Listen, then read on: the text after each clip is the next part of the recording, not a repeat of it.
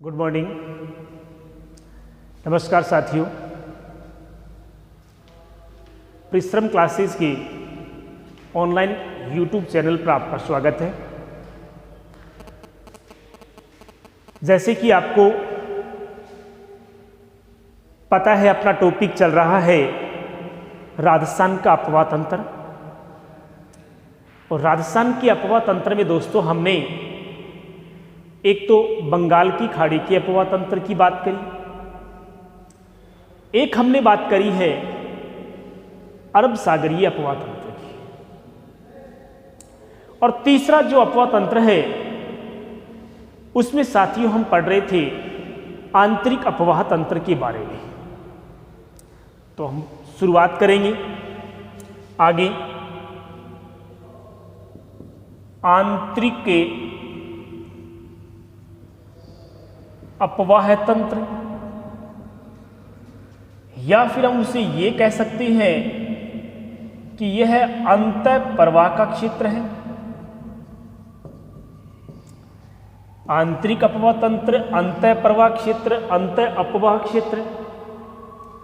विदित है कि ऐसी नदियां जो ना तो अरब सागर में गिरती हैं और ना ही बंगाल की खाड़ी में जाती हैं, ये नदियां बरसाती नदियां होती हैं। इनमें वर्षा का जल आता है, ये थोड़ी दूरी तक बहती है और बहने के बाद पानी कम हो जाने के कारण ये मरुस्थल में विलीन हो जाती है। ऐसी सभी प्रकार की नदियों को हम आंतरिक अपवाह तंत्र की नदियां या फिर हम उसे अंतः प्रवाह की नदियां कहते हैं। दोस्तों, इससे पहले हमने एक तो पढ़ा था कौन सी नदी के बारे में, घग्गर नदी के बारे में, और इससे पहले वाली क्लास में दूसरा हमने पढ़ा था कांतली नदी के बारे में। एक तो काटली नदी और दूसरी घग्गर नदी के बारे में। इन दोनों की स्पेशल मैंने एक ही क्लास ली है। हालांकि क्लास को और भी बड़ा बनाया जा सकता था, लेकिन कारण ये था कि आंतरिक अपवाह तंत्र की जितनी भी नदियां हैं उनमें सबसे ज्यादा इंपॉर्टेंट ये दो हैं। ये दो सबसे ज्यादा महत्वपूर्ण हैं, क्योंकि अब तक जितनी भी एग्जाम लगी है उनके पेपर उठा के देखें आप। अगर पेपर बनाने वाले ने क्वेश्चन आंतरिक अपवाह तंत्र से उठाया है या आंतरिक अपवाह की नदियों से क्वेश्चन उठाया है, तो सबसे ज्यादा बार घग्गर और किसके बारे में पूछा है? कांतली के बारे में पूछा है। तो मैंने आप सब की सहूलियत के लिए, ये नहीं हो कि एक ही क्लास में बहुत सी नदियां एक साथ पढ़ा दी, याद नहीं रह पाया। इसी समस्या के समाधान के लिए मैंने एक क्लास में दो नदियों के बारे में पढ़ाया था, विस्तृत पढ़ाया था, विस्तार से पढ़ाया था कि इन दोनों से आया हुआ क्वेश्चन किसी भी विद्यार्थी का गलती नहीं हो। ठीक है, चलो आज हम देरी नहीं करते हुए आगे बात करते हैं कि राजस्थान में और कौन कौन सी आंतरिक अपवाह तंत्र की या अंतः प्रवाह की और कौन कौन सी नदियां हैं। ठीक है, चलो सबसे पहले हम बात करते हैं, नदी का नाम है रूपारेल नदी। कौन सी नदी है? रूपारेल नदी। दोस्तों ध्यान रखना, रूपारेल नदी का उपनाम कि इसे और कौन कौन से नामों से जाना जाता है। जैसे आपको विदित होगा, मैंने आपको पहले बताया भी था, उपनाम का अर्थ ये है कि इस नदी को कुछ और भी नामों से जाना जाता है। जैसे एक बच्चे का हमारा स्कूल में नाम अलग है, घर में नाम अलग है, दोस्तों में नाम अलग होते हैं, ठीक उसी प्रकार से नदियों की भी कुछ खास विशेषताएं होती हैं और उन्हीं विशेषताओं के आधार पर इनको कई प्रकार के उपनाम दे दिए जाते हैं, दूसरे नाम दे दी जाते हैं। जैसे इस नदी को लसवारी नदी भी कहा जाता है। क्या कहा जाता है कि निम्न में से कौन सी नदी को लसवारी नदी भी कहते हैं? तो वह कौन सी है? रूपारेल नदी। कौन सी नदी है? रूपारेल नदी को लसवारी नदी भी कहा जाता है। दूसरा उपनाम कि रूपारेल जो नदी है, इस नदी को वराहा नदी भी कहते हैं। क्या कहते हैं कि निम्न में से कौन सी नदी को वराहा नदी कहते हैं? तो वह नदी कौन सी है? रूपारेल नदी। अब वही परिपाटी, वही तरीका है और उसी रूप में आपको याद रखना है इसको। अब हम बात करेंगे कि रूपारेल नदी का उद्गम कहाँ से होता है, मतलब इसका जन्म कहाँ से होता है, ये नदी कहाँ से निकलती है। तो देखिए, आपने इस जिले का नाम सुना होगा कि रूपारेल नदी का उद्गम होता है कौन से जिले से? तो अलवर जिले से। कौन से जिले से? अलवर। ठीक है। उसके बाद में दोस्तों, अलवर में आपने सरिस्का अभयारण्य का नाम सुना होगा। सरिस्का अभयारण्य के निकट, उससे थोड़ा आगे, उससे थोड़ी दूरी पर एक और वन का क्षेत्र है और उसे कहा जाता है Thanagazi reserve forest. Thanagazi reserve forest. Thanagazi reserve forest एक क्षेत्र है, एक वन वाला क्षेत्र है और इस वन वाले क्षेत्र में पहाड़ियां हैं और उन पहाड़ियों का नाम है उदयनाथ की पहाड़ियां। कौन सी पहाड़ियां हैं? उदयनाथ की पहाड़ियां। ये तीनों नाम दोस्तों आपको याद करने हैं। ये उदयनाथ की पहाड़ियां, उदयनाथ की पहाड़ियां। दोस्तों आपको ये तीनों नाम याद रखने हैं। ये तीनों नाम आपको क्यों याद रखनी है? क्योंकि कभी कभी पूछ लिया जाता है जिले का नाम कि रूपारेल नदी का संबंध निम्न में से कौन से जिले से है? तो अलवर। उसके बाद में ये दोनों ही ऑप्शन में नहीं देकर क्या ऑप्शन में दे दिया जाए कि थानागाजी रिजर्व फॉरेस्ट से होता है, क्योंकि थानागाजी रिजर्व फॉरेस्ट एक बड़ा क्षेत्र है और उसमें कुछ पहाड़ियां बनी हैं और उन पहाड़ियों का नाम क्या है? उदयनाथ की पहाड़ियां। अगर छोटे स्थान का नाम आए तो क्या करना है? उदयनाथ की पहाड़ियां करना है, और अगर बड़े क्षेत्र का नाम आए तो आपको क्या करना है? Thanagazi reserve forest. Thanagazi reserve forest से इसका क्या होता है? उद्गम। ठीक है। अब और इस पर कैसे कैसे क्वेश्चन पूछे जाते हैं दोस्तों। अलवर से यह नदी आगे जाती है एक और जिला, और वह जिला कौन सा है? भरतपुर। कौन सा जिला है? भरतपुर। भरतपुर में जब जाती है तो भरतपुर के एक शासक थे। भरतपुर के शासक हैं महाराजा सूरजमल। क्या नाम है? महाराजा सूरजमल। महाराजा सूरजमल ने अपनी प्रजा के, अपने लोगों के जल की आवश्यकता की पूर्ति करने के लिए रूपारेल नदी के जल को रोक कर क्या बनाई? एक झील बनाई। क्या बनाई है? एक झील। और उस झील का दोस्तों नाम क्या है? मोती झील। क्या नाम है? मोती झील।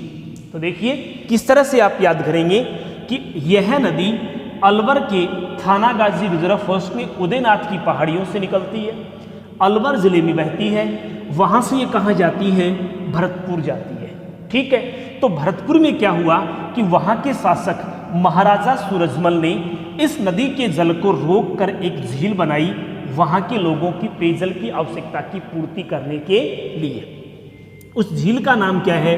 मोती झील। क्या नाम है? मोती झील। और मोती झील को कहा जाता है भरतपुर शहर की जीवन रेखा। क्या कहा जाता है? भरतपुर शहर की जीवन रेखा। ये क्वेश्चन भी बहुत महत्वपूर्ण है, पूछा जा सकता है कि निम्न में से कौन सी झील को भरतपुर शहर की जीवन रेखा कहा जाता है? तो वह कौन सी झील है? मोती झील। मोती झील का निर्माण किसने करवाया? तो किसने करवाया? महाराजा सूरजमल ने। उसके बाद क्वेश्चन आता है कि मोती झील में कौन सी नदी का जल आता है? तो कौन सी नदी का जल आता है? रूपारेल नदी का जल आता है। कौन सी नदी का आता है? रूपारेल नदी का जल आता है।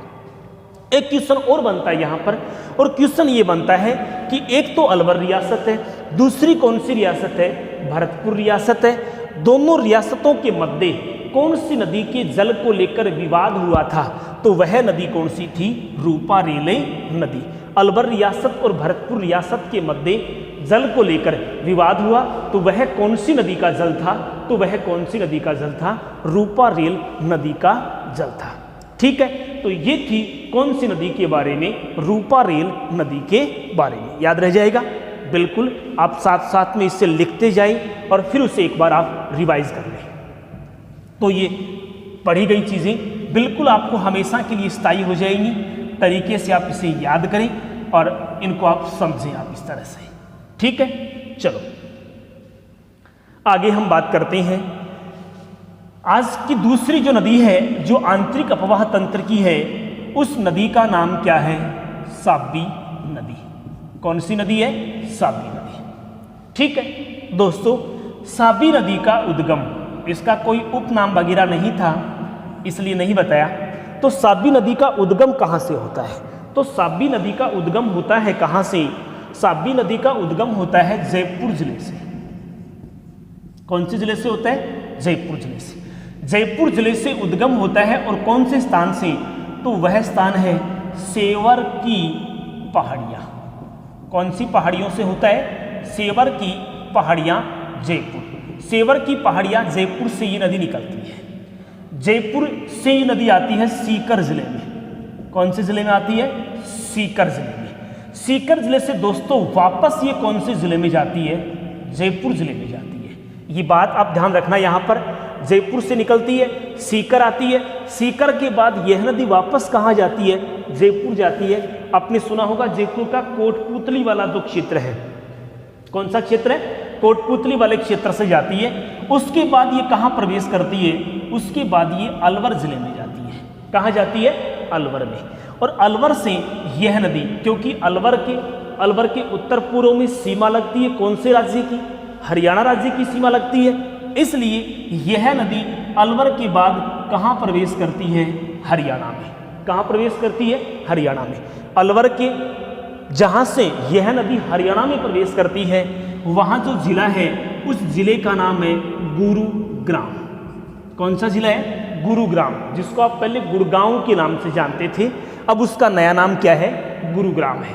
तो गुरुग्राम में प्रवेश करती है, थोड़ी दूर बहती है और गुरुग्राम के निकट पटौदी एक स्थान है। पटौदी क्या है? एक स्थान है। उस पटौदी स्थान के निकट जाने के बाद यह मरुस्थल में क्या हो जाती है?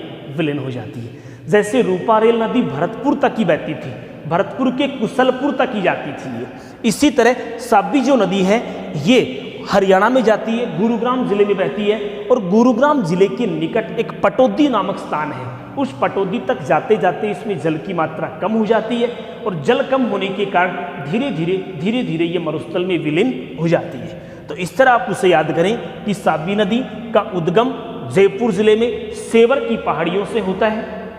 त्रिवेणी धाम आपने नाम सुना होगा, उसी के निकट ये पहाड़ियाँ हैं, वहाँ से निकलती है। कौन से ज़िले में आती है? सीकर में। सीकर से वापस ये कौन से ज़िले में जाती है? जयपुर में। जयपुर से कहाँ जाती है? अलवर। अलवर के बाद ये कौन से राज्य में प्रवेश करती है? हरियाणा में। हरियाणा के कौन से ज़िले में? गुरुग्राम। गुरुग्राम के कौन से स्थान पर? पटौदी स्थान पर जाने के बाद यह नदी क्या हो जाती है दोस्तों? विलुप्त हो जाती है। ठीक है। क्वेश्चन कि राजस्थान के कितने जिलों में बहती है? तो 1, 2 और 3। राजस्थान के कुल कितने जिलों में हो गई? 3। इसी तरह अगर पूछ लिया जाए कि आंतरिक अपवाह तंत्र की 2 नदियां ऐसी हैं जो अलग राज्यों में बहती है, बाकी तो देखिए हम जितनी भी आंतरिक अपवाह तंत्र की नदियां पढ़ेंगे राजस्थान से निकलती हैं, राजस्थान में थोड़ी दूरी बहने के बाद विलुप्त हो जाती है। लेकिन आंतरिक अपवाह तंत्र की 2 नदियां ऐसी हैं। एक तो हमने बात करी थी किसके बारे में? घग्गर नदी के बारे में। ये दोस्तों देखो हिमाचल प्रदेश से आई, ये कहाँ आई? पंजाब, उसके बाद कहाँ आई? हरियाणा, उसके बाद कहाँ आई? राजस्थान। तो ये तो कितने राज्यों में आ गई? 4 राज्यों में। साबी नदी है, ये जयपुर राजस्थान से निकलती है और कहाँ जाती है? हरियाणा जाती है। तो आंतरिक अपवाह तंत्र की दूसरी नदी जो कितने राज्यों से होकर बहती है? तो यह कितने राज्यों से होकर बहती है? 2 राज्यों से बहती है और 3 किससे बहती है? जिलों से होकर बहती है। इस तरह के क्वेश्चन भी आप ध्यान में रखें। कभी कभी क्या आता है, आजकल जो एग्जाम लगती है उसमें क्वेश्चन तो ऑब्जेक्टिव आते हैं, लेकिन क्या होता है कथन और कारण क्या आते हैं, फिर पूछ लेते हैं कभी कभी कि निम्न में से कौन कौन से कथन सही है। कथन 1 सही है, कथन 2 सही है, ऑप्शन 3 सही है, 2, 3, 4 सही है। इस तरह के क्वेश्चन पूछे जाते हैं। तो कभी कभी दोनों ही ऑप्शन में दे दी जाते हैं कि यह साबी जो नदी है ये 2 राज्यों 3 जिलों में बहती है, या फिर इसे उल्टा करके लिख सकते हैं कि 3 राज्यों 2 जिलों में बहती है। तो वहाँ आपको सही कथन को छांटना होता है। ऐसे में करके आपको पूरा जब तक याद नहीं होगा तब तक इस क्वेश्चन को आप सही नहीं कर पाएंगे। ठीक है, तो ये 2 नदियाँ हो गई आंतरिक अपवाह तंत्र की। उसके बाद दोस्तों हम आगे बात करते हैं कि और आंतरिक अपवाह तंत्र की नदियाँ कौन कौन सी हैं। ठीक है, चलो अगली नदी के बारे में हम बात करते हैं। उस नदी का नाम है काकने नदी, या फिर इसे कहा जाता है काकनेय नदी। काकने नदी या फिर क्या कहते हैं काकनेय नदी, ये लगा देते हैं नदी। ठीक है, काकने नदी, काकने नदी बहती है, इसको आप इस तरह से याद करें कि काकने नाम की जो नदी है ये राजस्थान के उस जिले में प्रवाहित होती है जो क्षेत्रफल की दृष्टि से राजस्थान का सबसे बड़ा जिला है। जरूर आपको याद आ गया होगा कि भाई कौन से जिले में बह सकती है, या फिर आप इसे इस तरह से याद कर सकते हो कि राजस्थान का सबसे पश्चिम का जिला, कि सबसे पश्चिम की ओर बहने वाली नदी भी हम कह सकते हैं राजस्थान की, या फिर राजस्थान का सबसे पश्चिमी जिले में बहती है कौन सी काकने नदी। या फिर हम ये कह सकते हैं कि पाकिस्तान के साथ लगने वाली अंतर्राष्ट्रीय सीमा रेखा में सबसे ज़्यादा जो अंतर्राष्ट्रीय सीमा लगती है जिस जिले को, उसी जिले में बहती है कौन सी नदी, काकने नदी। इसका मतलब आप समझ गए होंगे कि यह नदी बहती है कौन से जिले में, जैसलमेर जिले में। कौन से जिले में बहती है, जैसलमेर में। जैसलमेर में इसका उद्गम होता है कौन से गांव से, कोटरी गांव। या तो नाम आ सकता है क्या, कोटरी गांव, या फिर कभी कभी लिखा आता है कोट्यारी गांव। कौन सा गांव आता है, कोट्यारी गांव, या फिर कोटड़ी गांव। इस तरह के नाम लिखे हो सकते हैं। तो काकने नदी का उद्गम जो है, यह उद्गम या फिर जन्म जो है, ये जन्म कहाँ से होता है, तो जैसलमेर जिले के कोटरी या फिर कोट्यारी गांव से होता है। ये नदी जैसलमेर में प्रवाहित होती है। जैसलमेर में प्रवाहित होने के बाद ये अंत में एक झील का निर्माण करती है, या फिर एक झील में गिरती है, और उस झील का नाम क्या आता है, भुज झील। ये क्वेश्चन कई बार एग्जाम में आ चुका है कि निम्न में से कौन सी नदी भुज झील में गिरती है, तो वह कौन सी नदी है, कांकने नदी। या फिर क्वेश्चन आ सकता है कि कांकने जो नदी है वो कौन सी झील का निर्माण करती है, क्योंकि इस झील में जल की जो आवक है वो किससे होती है, कांकने नदी से होती है। वैसे भी आपने सुना होगा पश्चिम के जैसलमेर में वर्षा बहुत कम होती है, और जब मानसून के समय यहाँ वर्षा होती है तो इस पथरीले क्षेत्र से जल धाराओं के रूप में बहता हुआ एक छोटी नदी का रूप लेता है, थोड़ी दूर जाता है, और एक निम्न भूमि में उसका क्या भर जाता है, जल भर जाता है, तो एक झील बन जाती है। उसका नाम रखा गया क्या, भुज झील। तो भुज झील में गिरने वाली नदी कौन सी है, कांकने, या भुज झील का निर्माण करने वाली नदी कौन सी है, कांकने। ठीक है, एक और क्वेश्चन आता है इस नदी पर। इस नदी का उपनाम भी है, एक और नाम भी है, दूसरा नाम भी है, अन्य नाम भी है। और दोस्तों वह अन्य नाम क्या है, तो इस नदी को दोस्तों कहा जाता है मसूरदी नदी। क्या कहते हैं, मसूरदी नदी। कि निम्न में से कौन सी नदी को मसूरदी नदी कहा जाता है, तो वह कौन सी है, कांकने। या फिर क्वेश्चन ये बन सकता है कि कांकने नदी का निम्न में से अन्य क्या नाम है, तो दूसरा नाम क्या है, मसूरदी नदी। भुज झील में गिरती है, भुज झील का निर्माण करती है, जैसलमेर जिले में बहती है। कहाँ से निकलती है, कोटरी या कोट्यारी गांव से निकलती है। एक ही जिले में बहती है, ये क्या करती है, एक ही जिले में प्रवाहित होती है, एक ही जिले में बहती है। जैसलमेर से निकली और जैसलमेर में ही विलुप्त हो जाती है, झील में गिरकर क्या हो जाती है, समाप्त हो जाती है। ठीक है, तो ये था कौन सी नदी के बारे में दोस्तों, ये था कांकने नदी के बारे में। अब अपने को क्या करना है, अब 2-3 नदियाँ छोटी छोटी और हैं, उनके संबंध में भी हमें याद करना है। जैसे नदी का नाम आता है रूपनगढ़ नदी। कौन सी नदी आती है, रूपनगढ़ नदी, रूपनगढ़। इसी तरह से नदी का नाम आता है मेंथा नदी। कौन सी नदी आती है, मेंथा नदी, रूपनगढ़ नदी। ठीक है, रूपनगढ़ नदी का उद्गम होता है अजमेर जिले से। कहाँ से होता है, अजमेर जिले से। अजमेर जिले में कहाँ से होता है, तो अजमेर जिले में होता है, ये नाग पहाड़ से होता है। देखो ध्यान रखना, नाग पहाड़ का नाम लूणी के संबंध में भी आता है। नाग पहाड़ जो है ये अजमेर में स्थित है। और इसमें कौन सी नदी का नाम आता है? लूणी नदी का भी नाम आता है। मैंने पहले की क्लास में आपको पढ़ाया था कि लूणी नदी जो है ये वहाँ से दो धाराओं के रूप में निकलती है, एक सरस्वती के रूप में, एक सागरमती के रूप में। तो वहाँ पर भी नाम आया था, कौन सा नाम? नागपहाड़। अब वहाँ से क्या है कि उस नागपहाड़ वाले क्षेत्र से एक नदी पश्चिम में निकल जाती है, तो वो तो कौन सी बन जाती है? लूणी। वो तो कौन सी है? लूणी। लेकिन एक पूर्व की ओर निकल जाती है। एक कौन सी निकल जाती है? पूर्व की ओर। पूर्व की ओर निकलती है, अजमेर में बहती है। अजमेर के बाद ये कहाँ जाती है? ये जयपुर जाती है। कहाँ जाती है? जयपुर। ठीक है। और जयपुर में जब फुलेरा के निकट आती है तो वहाँ पर एक बड़ी झील, प्राकृतिक खारे पानी की जो बड़ी झील है वह झील आती है। और वह कौन सी आती है? सांभर झील। कौन सी झील आती है? सांभर झील। ठीक है। तो रूपनगढ़ नदी अजमेर के नाग पहाड़ से निकली, अजमेर में बही, फिर कहाँ आई? जयपुर। फुलेरा, फुलेरा में झील मिली, उससे कौन सी? सांभर झील। और सांभर झील में गिरने के बाद ये क्या हो जाती है? समाप्त हो जाती है। इसी तरह मेंथा नदी। ठीक है। तो मेंथा नदी का उद्गम होता है जयपुर जिले से। कहाँ से होता है? जयपुर। और जयपुर के कहाँ से होता है? मनोहरपुरा से होता है। कहाँ से होता है? मनोहरपुरा की पहाड़ियाँ। जयपुर मनोहरपुरा की पहाड़ियों से निकलने के बाद यह नदी भी कहाँ गिर जाती है? सांभर झील में। कहाँ गिर जाती है? सांभर में। तो रूपनगढ़ और मेंथा दोनों नदियां ही कहाँ गिरती हैं? दोनों नदियां ही सांभर झील में गिरती है। हालांकि दो और छोटे नाले हैं जो कहाँ गिरते हैं? सांभर में गिरते हैं। एक का नाम तो है खारी, एक का नाम तो क्या है? खारी।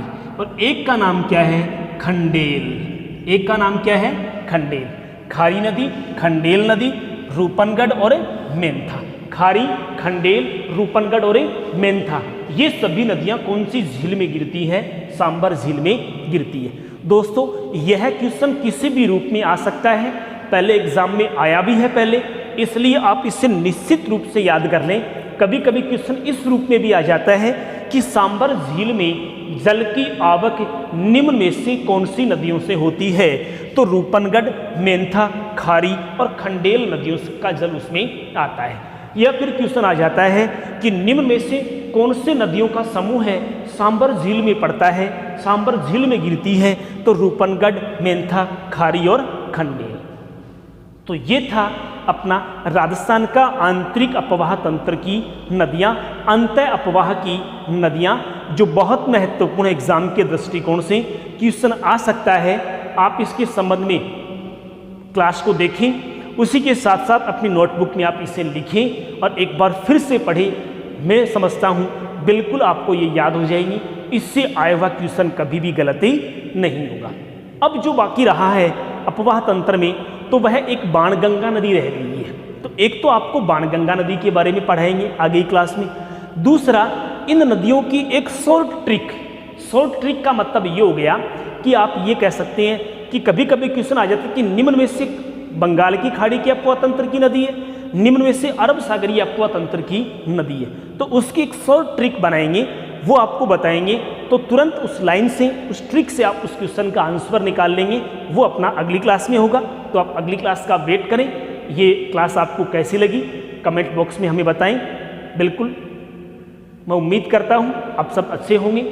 चैनल को सब्सक्राइब करें, शेयर करें, लाइक करें, वॉचिंग करें। बिल्कुल यही मैं आपसे उम्मीद करता हूँ।